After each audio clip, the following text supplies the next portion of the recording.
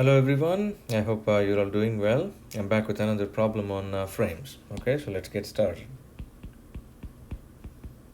Problem. Alright, so here I have three bars which are connected together. Okay, these are the bars A, B, C, D, the bar B, E, and then the bar C, E, F. Okay, so three bars.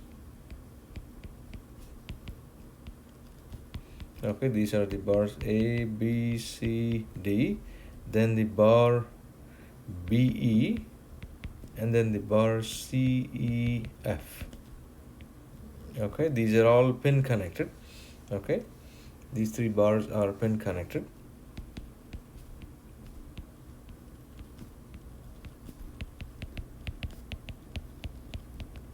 Connected at pins, okay, B, C, and E. Okay, so for example, the pin at B connects the bar A, B, C, D, and B, E. So pin at B connects A, B, C, D, and the bar B, E.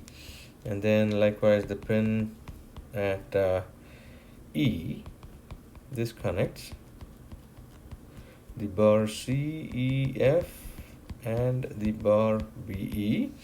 And then the pin at C, as you can see, that kind of rhymed, doesn't it?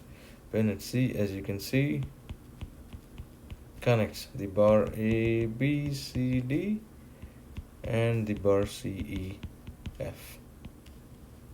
Okay, so this is the situation that is being shown in the problem. Okay, and at the point A, I have a pin support. Okay, so this is a pin support where the pin is attached to a fixed plate on the ground. Okay, and then at the point D, I have a roller support. Okay, so this is a roller support.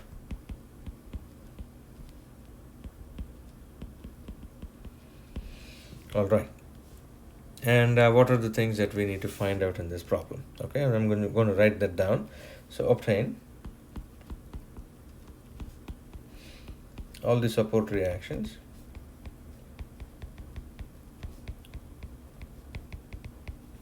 at the pin A and the roller at D. Okay, then the second thing is obtain the force exerted by the pin at by the bar CEF on the pin at C. Okay, and then the third thing I need to do is find the force exerted by the bar ABCD at the pin at B. Okay, the force exerted by the bar ABCD on the pin at B. Okay, so these are the three things that I need to do. Okay. And of course I have a distributed load here, so that's making my life a little more difficult than necessary. Okay, so I'm going to grab this figure because this is our critical figure here, and I'm going to bring it down and start talking about solution strategy. Okay, so let me look at general strategy in the next page. Okay, so here is the figure. So my first step is always if I see a distributed load, I replace it by a single equivalent force. Okay, so my first step is replace the distributed load by a single equivalent force. Okay, and this is fairly straightforward to do. We have done this kind of a distributed loading before in a previous problem. So this is just taking that force intensity and then multiplying it by the distance. That gives me the resultant force. So let me do this again. So let me kind of bring this figure right next to each other so that I can see both of them on the same page. All right, beautiful. Then let me get rid of all of these arrows here because I'm going to replace them, right? So their replacement is going to be looking in the following manner.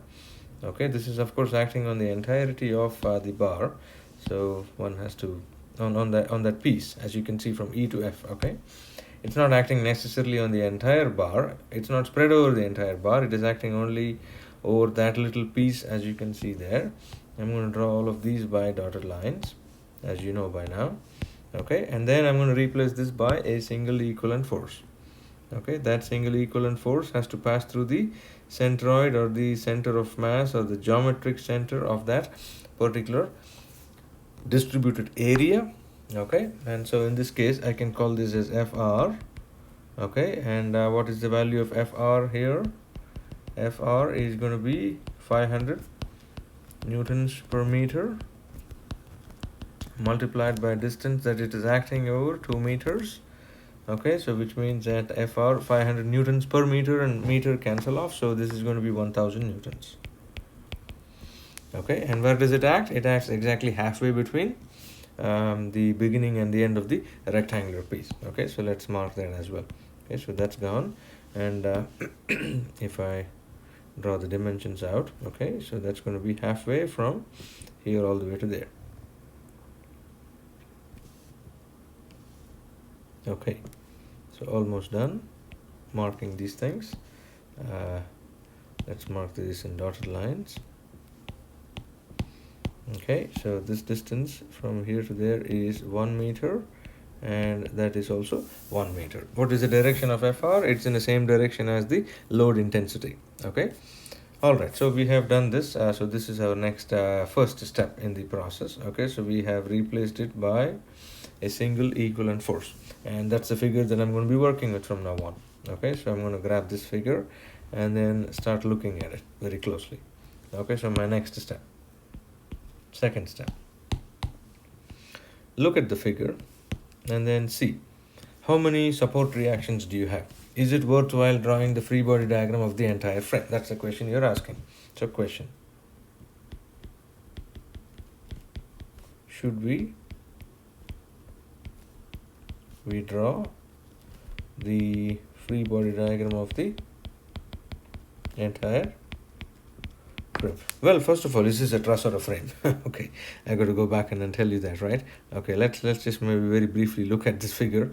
It is quite obvious. I know that we are doing problems on frames, so it's obvious it's a frame. But why is it a frame? Is because of the distributed load there. Okay, so this is a problem on frames. Let's write this down.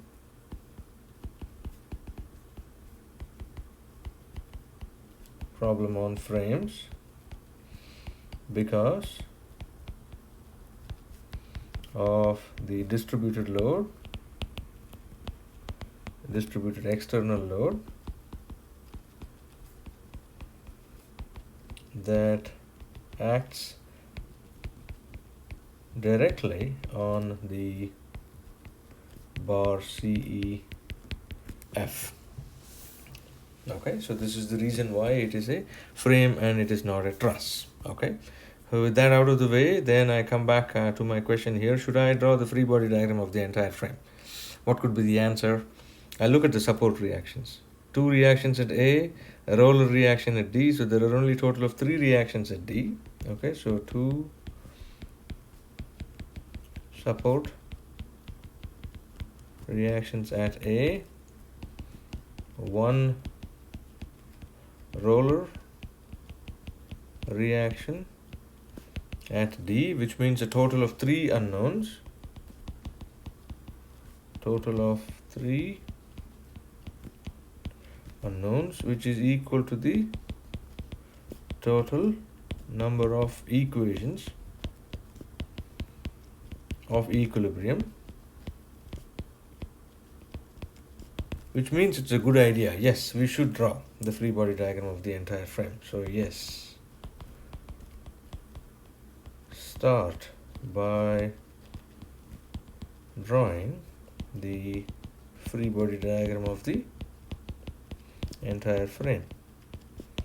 Okay, so this is my strategy for all these problems. This is how I try to solve these problems. Okay, so check the entire frame at its supports and see, okay, do you have how many support reactions? Do you have 3 or do you have 4 or do you have more than 4 or more than 3? If I have more than 3, then I typically do not draw the free body diagram of the entire frame. I move on and I dismantle the frame. Okay, so typically if I find out the frame has more than 3 support reactions to begin with,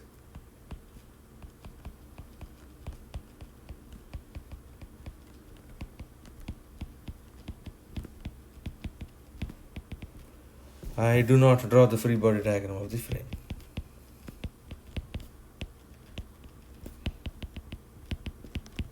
Of the entire frame, but rather go on dismantling the frame.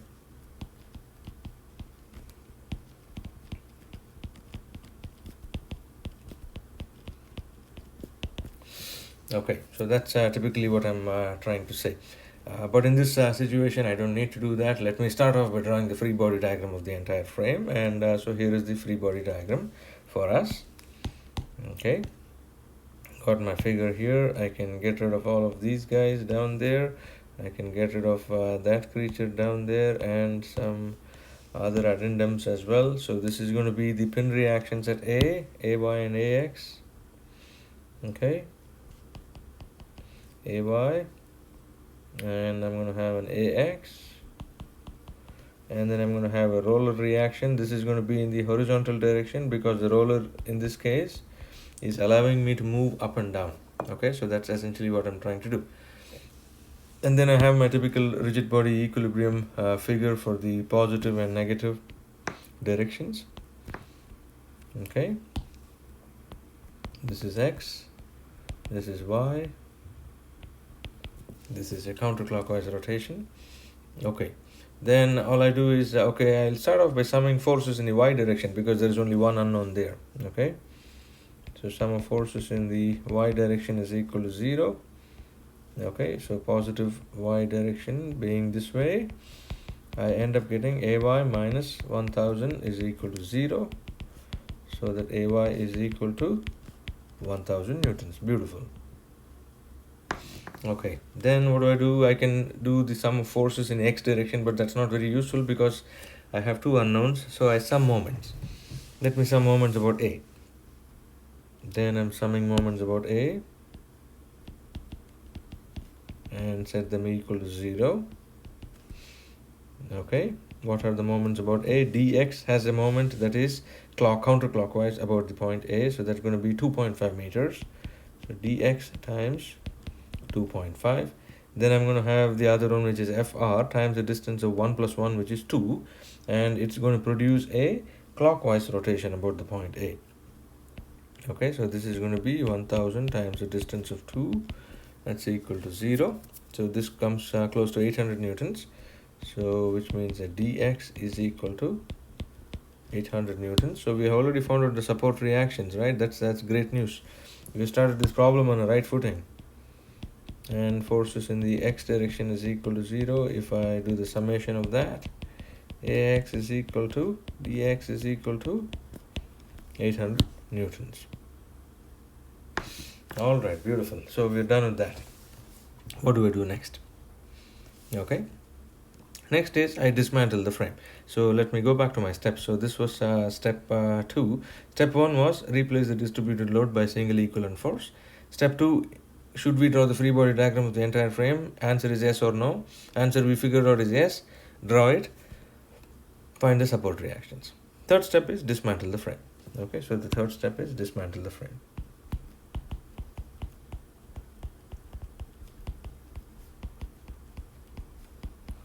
Okay, that's my next step. And the question here is, should I draw the pin free body diagrams at the points of connections? So question, should I draw the pin FBDs at the pins B, C, and E? Okay, and how do we answer this? Okay, let's take a look at the figure. So the answer is as follows.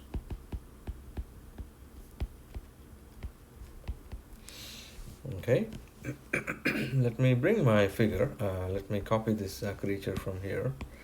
Okay, and I hope you realize that the colors of these bars also represent the fact that there are 3 different types of bars. C to E to F is a single bar. EF is not a bar by itself. Okay, so please notice that. All right, so I come here, I bring my figure down here, and I start looking at it. Okay, at the pin at C, how many bars are connected together? Only 2 bars are connected, and it's a free pin. Okay, so this is a free pin. Free pin means there are no external forces acting on that pin. There are no support reactions acting on that pin. Okay, so no external forces.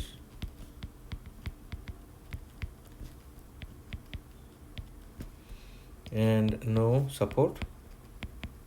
Let me write it in the next line. No support reaction. That's a free pin. And then there are only 2 bars connected at that pin. Only 2 bars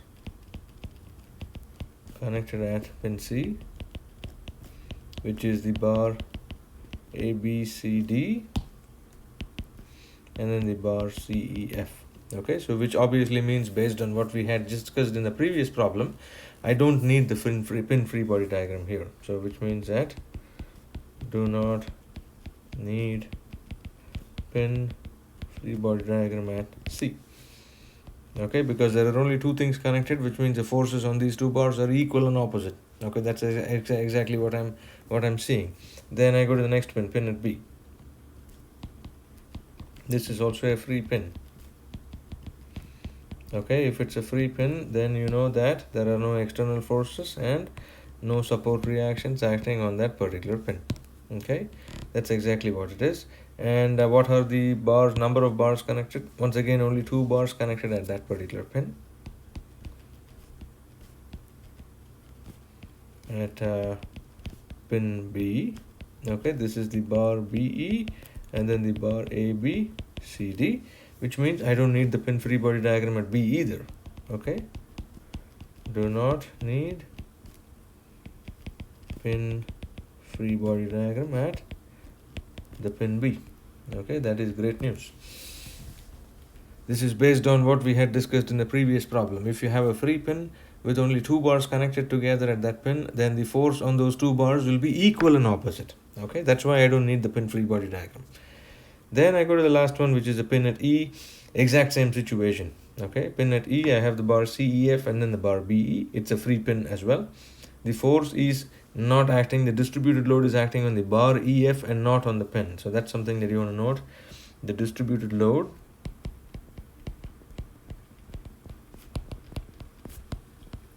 was on the bar CEF and not at the pin E.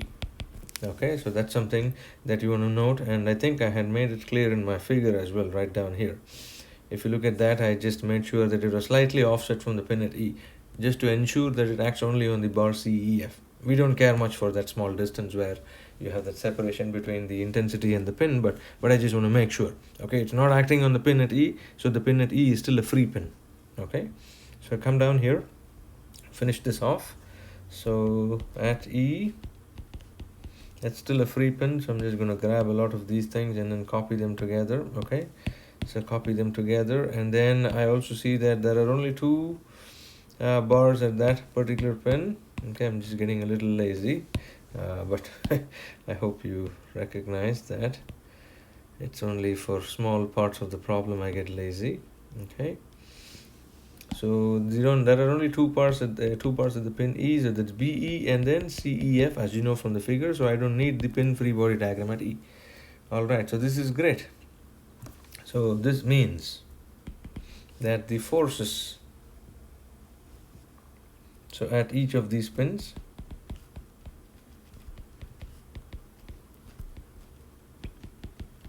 that is the C, E and B, the forces on the bars connected at these pins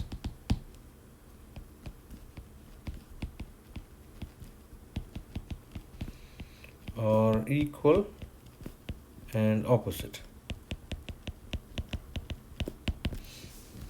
Okay, So which means that I need to draw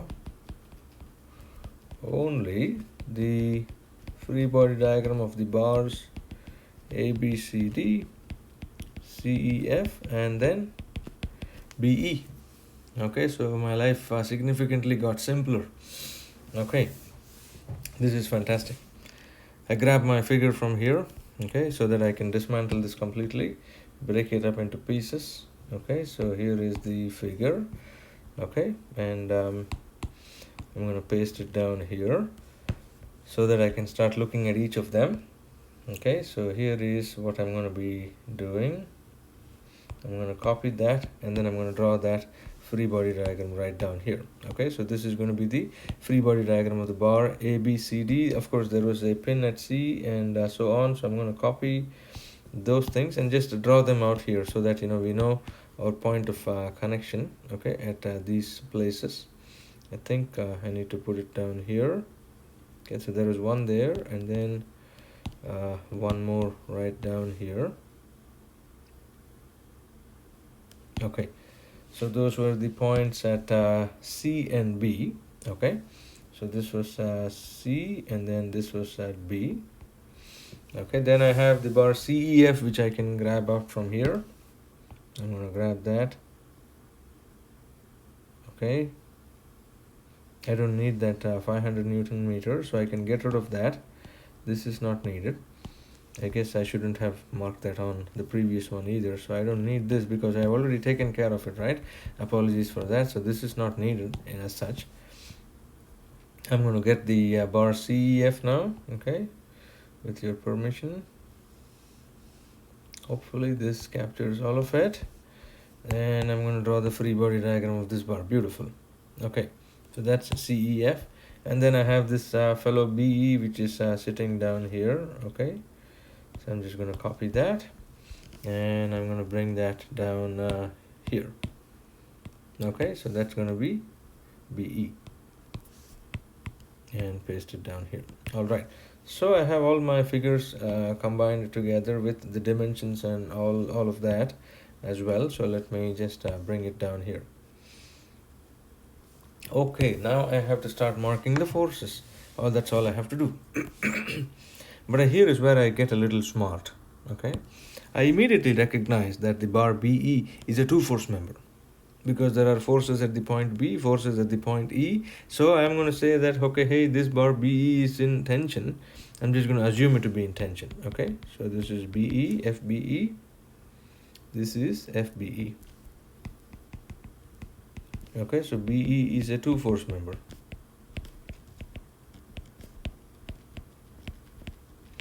Okay, because there are forces at only 2 points on this body. And so I assume it to be in tension. Which means that I just need to put equal and opposite forces. I have a nice slope triangle for BE, which if you look at it here, this slope triangle, if I draw it out, that's going to be 1, 1 and root 2, or essentially this is a 45-degree angle, as you would have already recognized it. Okay, so that's the slope triangle there. So I can draw the slope triangle as 1, 1 and root 2. Okay,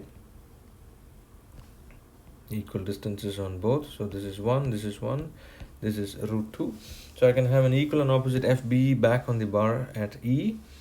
Okay, so that's why I don't need to draw the pin free body diagram, as you know. Okay, so this is an equal and opposite force back on this bar. So that's FBE. Okay, once again I have the 1, 1 and root 2.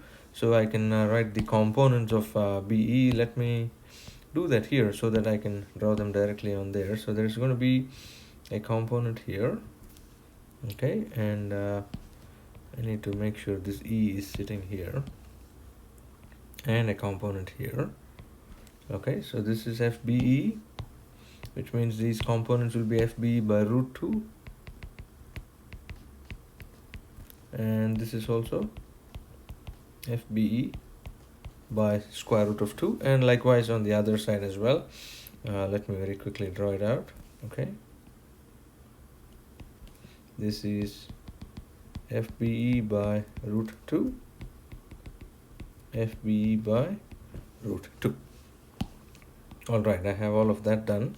And likewise on the pin at B, on the bar ABCD, I'm going to have an equal and opposite FBE. So let me draw that out.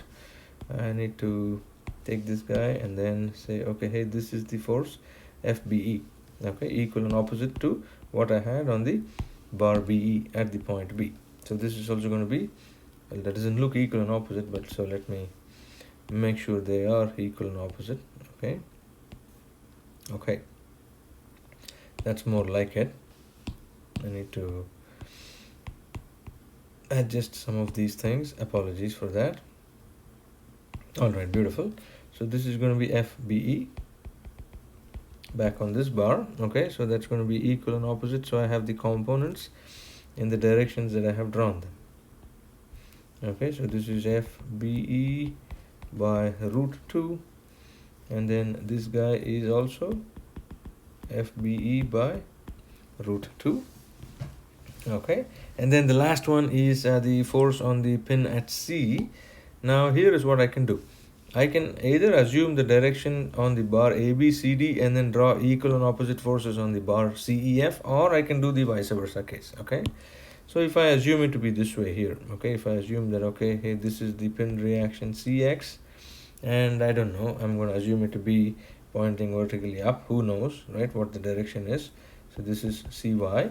Then on the pin at C, I'm going to have an equal and opposite CX, and then I'm going to have a CY down here. Okay, and I just want to point out a few things here. Okay, so these are equal and opposite. So here, these sets of reactions are equal and opposite.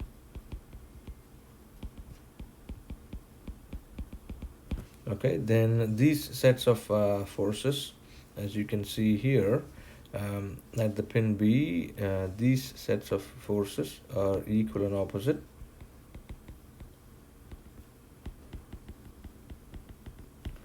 And of course, this set of force here is also equal and opposite. Okay.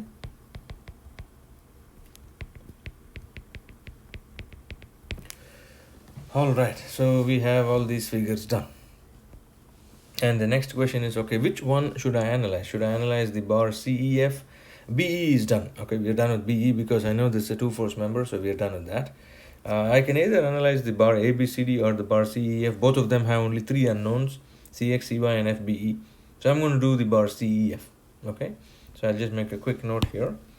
So can analyze either A, B, C, D or C, E, F, only the same three unknowns on each of these,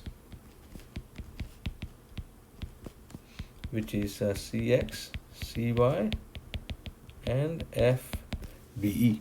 Okay, so let me analyze the bar CEF. Okay, so let me analyze CEF. Your choice. Okay, you can take ABCD, you should get the same answer. Okay, it does not make any difference to us. Okay, so I take this bar CEF, I grab this fellow by its coattails and bring it down here. Okay, I think inadvertently I might have caught something else, but I can get rid of it. And then I also know that the components here, right, FBE by root 2 and so on. So I'm going to draw a straight line. Well, I'm just going to do the following. Okay, this is going to be FBE by root 2, we know that, and this is FBE by root 2 as well.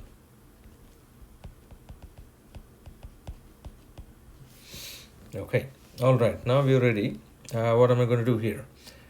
I'm going to solve the problem the fastest way I can, right? So I'm going to start summing moments about the point C. Okay, so sum of moments about the point C is 0 counterclockwise. Rotations are taken as positive. I have FR times the distance of 1 plus 1 clockwise minus FR times the distance of 2. Then FBE by root 2, the vertical component of that is the only one that causes a moment, and that's going to be a clockwise moment as well. So FBE by root 2 times the distance of 1 is equal to 0, which implies that FBE is going to be minus, so 2, and then FR is 1000, so this is going to be minus 2000 times square root of 2, so many newtons. Okay, all right, so that's done. Then I can sum forces in the x and the y direction. That's about it. Okay, sum of forces in the x direction is equal to 0. That tells me that Cx minus FBE by root 2 is equal to 0. So that Cx will end up being 2000 newtons. Right, because I have a root 2 there and a root 2 in the denominator, and then I can sum forces in the y direction as well to get Cy. Okay, so let me do that here. Sum of forces in the y direction is equal to 0. All the forces pointing up are taken as positive. What are my forces? Cy pointing down, Fr pointing down, Fb by root 2 pointing down, all of them pointing down. So minus Cy minus Fr minus FBE by root 2 is equal to 0. Solve for Cy. Okay, and let's see, Cy is going to give us the following. Let me actually do this. So Cy is going to be minus Fr, which is minus 1000, minus 2000 root 2 divided by root 2, so that's minus 2000, so plus 2000 minus 1000, so that's 1000 newtons.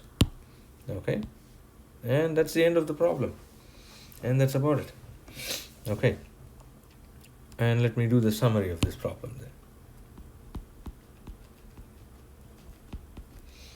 Okay, so in summary, I already looked at the free body diagram of the entire frame and calculated the support reactions. Okay, so support reactions, these were AX, AY, and then DX, right? So this was 800 newtons and 1000 newtons, and of course 800 newtons here. Okay, then I can say the following as well. The force on the pin at C due to the bar CEF is equal and opposite to force on pin at C due to the bar ABCD. Okay, and this was essentially Cx, which was minus 2000 newtons, and then Cy, which was 1000 newtons. Okay, that's the first, second thing. And then the third thing is that the force at pin B due to the bar BE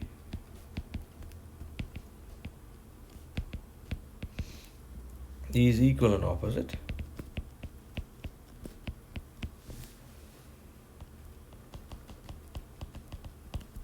to the force on pin B due to the bar ABCD.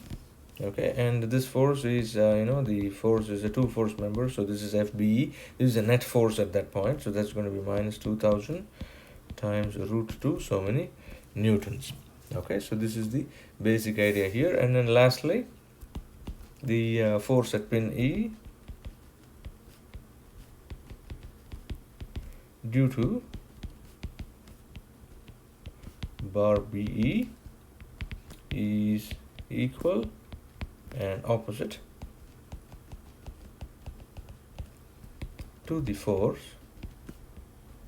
at pin E due to the bar CEF, and this is the same force. Okay, this is the same force FBE, which was minus 2000 root 2 newtons. And you don't need to put the negative sign if you don't want to put the negative sign, because I'm just looking only at the magnitude and so on, so you can just keep it the way it is. Okay, all right, so that's the end of this problem.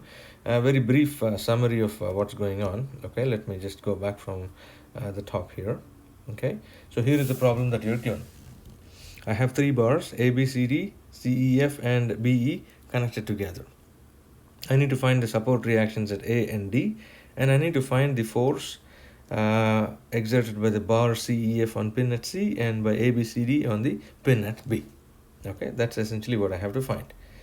My first thought is, okay, hey, what do? Is this a truss or a frame? This is not a truss, because first of all I see a distributed loading, and more importantly that distributed loading is acting on the bar of the member or the structure itself. So this is a frame, this is not a truss. That's the first thing I do. Okay, then I look at the distributed load and replace it by a single equivalent force.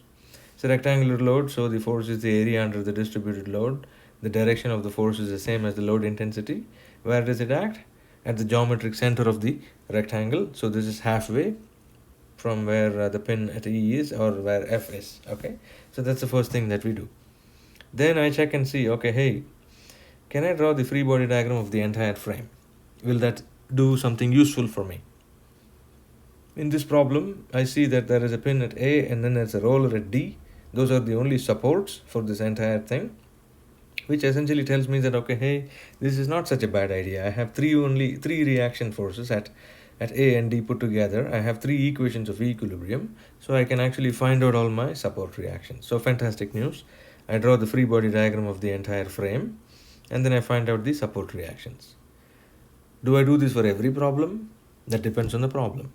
If in a problem I figure out that, okay, hey, there are more than three support reactions, if I draw the free body diagram of the entire frame, then I do not draw the free body diagram. That's exactly the statement that I find written here. If I find the frame has more than three support reactions to begin with, I don't touch it with the 10-foot pole. I don't draw the free body diagram of the frame at all, but rather dismantle the frame. Either ways, I have to dismantle the frame. Okay, then I dismantle the frame, but then before doing that, I see, do I need the pin free body diagram? At pin C, that's a free pin. There are only two bars connected at that pin, A, B, C, D and C, E, F. So no need for a pin free body diagram. Pin E, that's a free pin as well. There are only two bars connected, C, E, F and B, E at that pin. No pin free body diagram at E. Forces are equal and opposite on the two bars at that point. Likewise at the pin B. It's a free pin, two bars connected at that pin. No other forces acting on that pin, and so you're going to have equal and opposite forces on the bars A, B, C, D and B, E at the point B. So no need for pin free body diagrams. I just draw free body diagram of the three bars put together. Okay, and this is where I say, okay, hey, this is dismantle this. Okay, and then these are the free body diagrams. I realize that BE is a two-force member because there are forces acting at only 2 points on its body. I have this bar CEF, I have the bar ABCD. All of these forces are drawn equal and opposite as I have noted down here. Okay, they're equal and opposite as you can see here. These are all equal and opposite. Okay, and then I figure out, okay, hey, if I look at the bar ABCD and if I look at the bar CEF, I have the same number of unknowns and they are the same as well. CI, CX, CY, CX, FBE, FBE. So I can either analyze one of them, either the bar CEF or the bar ABCD. Analyze the bar CEF. This is regular rigid body equilibrium. Forces in the X direction, forces in the Y direction, sum of moments at a point, and then move on with your life. And here is the summary. And whenever I have a pin connecting two bars at a particular point, the forces on those two bars at that point of contact or point of connection will be equal and opposite to each other. This is the moral of the story. All right. I hope you enjoyed this problem. Take care of yourselves. I'll see you soon with another problem. Okay? Bye-bye.